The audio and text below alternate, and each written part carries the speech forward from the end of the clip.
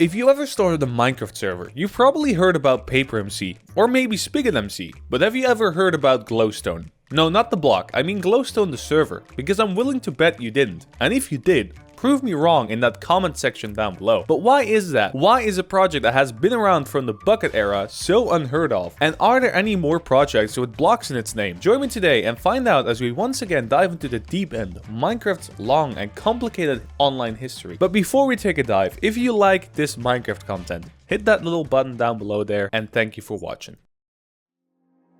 The year was 2010. And the person named Graham Edgecombe started a project named Lightstone, with the likely goal of just being a fun little project he could use to sharpen his Java skills. Server software scene for Minecraft was the Wild West wasteland, as you had small-time devs everywhere starting software left and right. But Glowstone was different than your typical Bukkit fork. Its codebase was entirely original, not relying on any other codebases in their entire existence, meaning it wasn't even a fork, it's what people refer to as a reimplementation. Instead of modifying already existing code, as we discussed in my Spigot video, they write all the code themselves, but allowing Bukkit plugins to still work on it. To say it was a strong beginning would be an understatement, and in 2011, its license was changed in order to allow other people to contribute to the project, making it surge with activity, and Spacemaniac joining, officially rebranding Lightstone to Glowstone. The future looked bright for this little hobby project with ambitious goals. But eventually we arrived to Bukkit's downfall in 2014. While other projects like SpigotMC were temporarily shut down and SpongeForge were just getting started, Glowstone already had strong roots and was seemingly untouched by the chaos that other servers were having at the time. Over the years, it has had surges of activity followed by an ebb in development,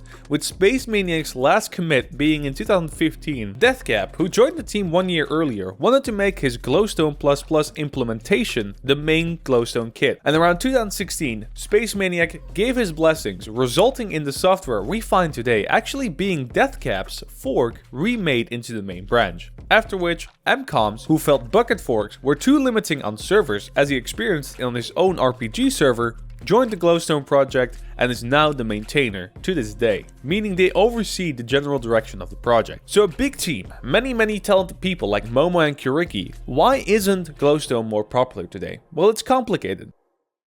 See, while Glowstone had a big team at one point, nowadays it's just a handful of people, with Deathcap and Spacemaniac no longer actively contributing code to the project. Although Spacemaniac is still around, updates to new versions of Minecraft were rather slow sometimes. With its implementation being a fully from scratch server, its own protocol was a major problem to get right, making the issue of Minecraft updates extremely difficult to cope with. Because again, it doesn't use any Minecraft code, meaning the inventory system, chat command system, item drop physics, mob AI is all done from scratch.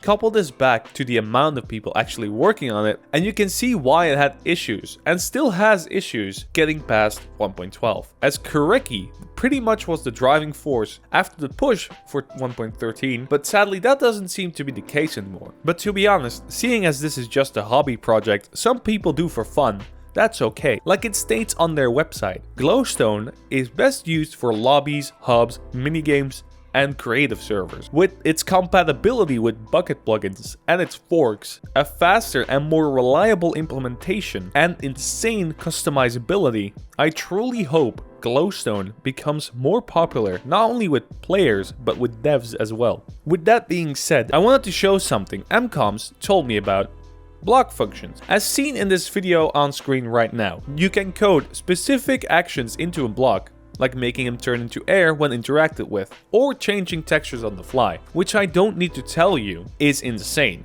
Because it's not like it's changing the texture pack on your client, this is a worldwide texture change, so everyone's texture pack is changed at the same time. Unfortunately, this feature is still experimental because only one guy is working on it. It will be released after the 1.13 Glowstone update. That brings me to my final point.